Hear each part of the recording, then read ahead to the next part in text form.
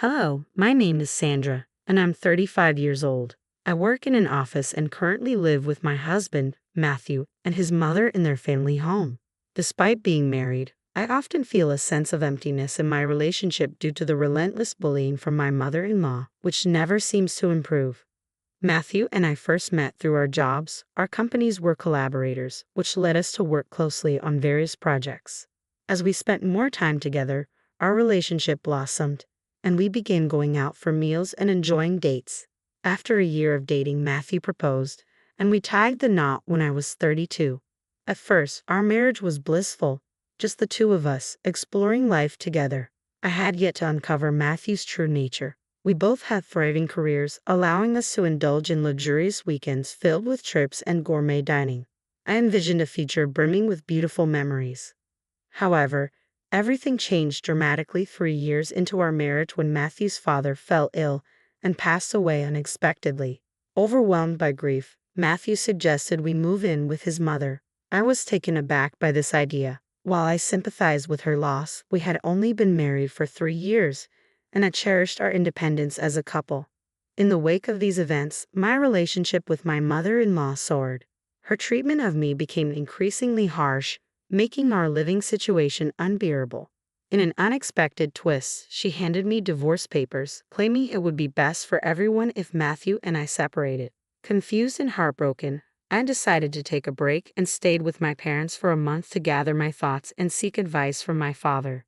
During this time, I took the difficult step of filing for divorce. My decision felt right, but soon after, my mother-in-law began bombarding me with calls, begging for forgiveness and admitting her mistakes. This period was incredibly challenging, forcing me to reevaluate my relationships and the direction of my happiness. As I navigated these turbulent waters, I learned the importance of setting boundaries and prioritizing my well-being amid familial pressures. Matthew expressed a strong desire to remain close to his mother after his father's death, feeling a deep responsibility to care for her as her only son. And her only son, he often said, "So I feel like I need to take care of her as much as I can," he told me, his voice heavy with a sense of duty that was only intensified by his regret for not being more attentive to his father before he passed away. Watching Matthew grapple with the weight of his father's death, I felt compelled to support him, even though I had reservations about moving in with his mother. Soon, we made the transition to my mother-in-law's house. Upon our arrival, she expressed her relief with warmth. "It's good of you to be here," she said, beaming at Matthew. "You don't have to worry anymore now that we're here," he reassured her. Her response was filled with gratitude.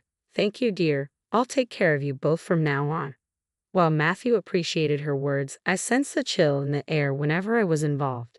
After settling in, we joined my mother-in-law in the living room, where she had prepared an array of treats from her bakery featuring her beloved almond paste. Matthew's eyes sparkled with childlike glee as he praised the delicacies, and for a moment, I couldn't help but share in his joy. However, the atmosphere shifted when my mother-in-law turned to me, her expression icy. "Sandra, are you all right? Why do you look so lost?" Her tone was brisk as she suggested we make some coffee to accompany the pastries. As I fumbled to find the coffee supplies, she remarked snidely, "Where are the coffee pots and things? You're so useless, aren't you?" She gestured toward a cluttered shelf, adding with a dismissive tone, "Oh, look, they're over there where the wife's stuff is." Her comment stung, especially since it was unfounded. I had always done my part to help out, yet she seemed determined to portray me otherwise. This interaction served as a stark reminder of the challenging dynamics in the house, reinforcing my doubts about our decision to move in. Before my husband and I made this choice, we often visited his mother's home. Whenever I attempted to help around the house, she would insist, "No need, just sit down," effectively barring me from the kitchen. It was clear she had specific ways she preferred things done and didn't want anyone disrupting her system. Eventually, I stopped offering to help, thinking it might ease the tension. Unfortunately, this only made matters worse. She continued to snap at me unexpectedly, which felt incredibly unfair. After one particularly sharp rebuke, she fixed me with a stern gaze and demanded, "What's with that look? Do you have a problem?"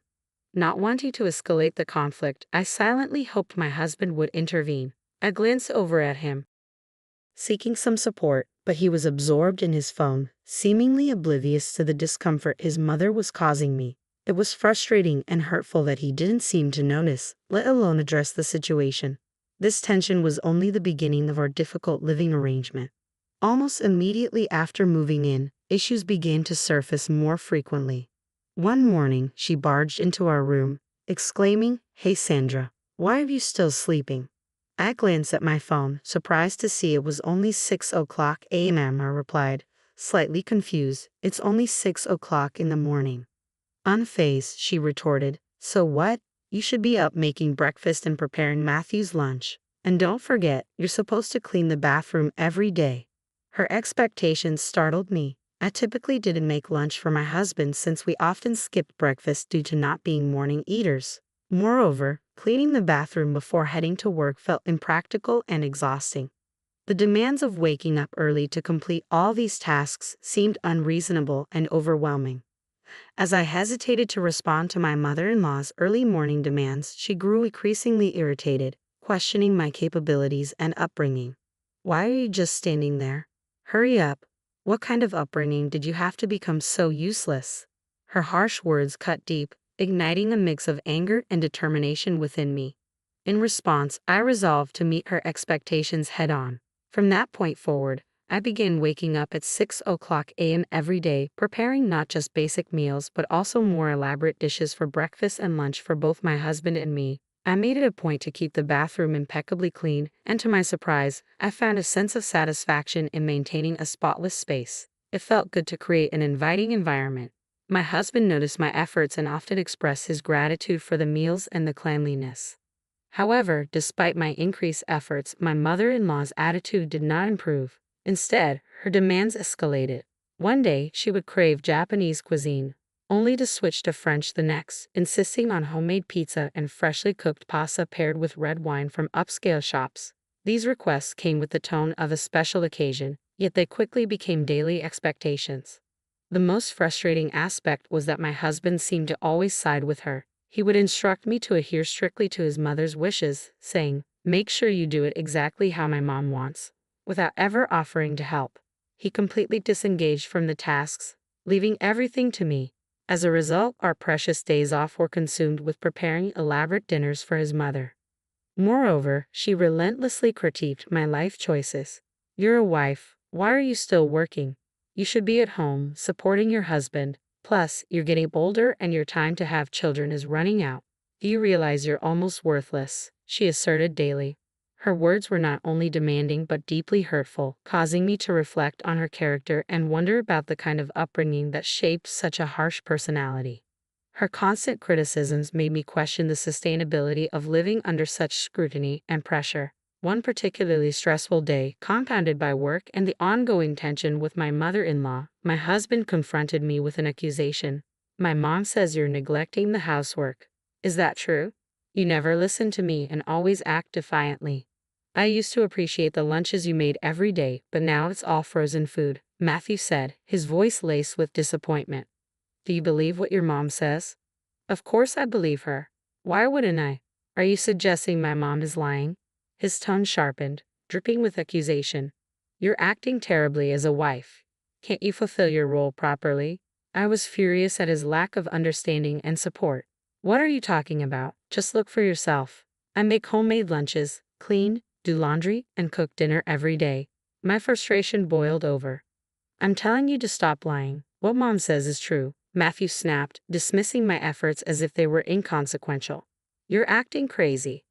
"Crazy? You're such a mama's boy. What are you even saying? You never believe me or help me with anything," I shot back, the argument escalating quickly. His face flushed with anger, and our exchange marked a significant deterioration in our relationship. From that day on, home became increasingly challenging. Whenever my mother-in-law criticized or harassed me, Matthew began echoing her insults. "Hey, is dinner ready? I just got home.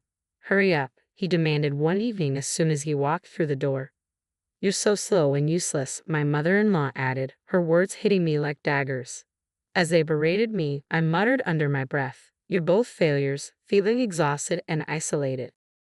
They then decided to go out to eat together. "Never mind. Let's just go out to eat," Matthew suggested abruptly. "That sounds good. Let's go," my mother-in-law agreed enthusiastically. I was left behind, completely excluded from the outing, a clear sign of how disconnected I had become from what was supposed to be my family. Each day, I endured insults and belittlement from both of them, making me question the viability of staying in such a marriage. Was enduring this relentless negativity really worth it?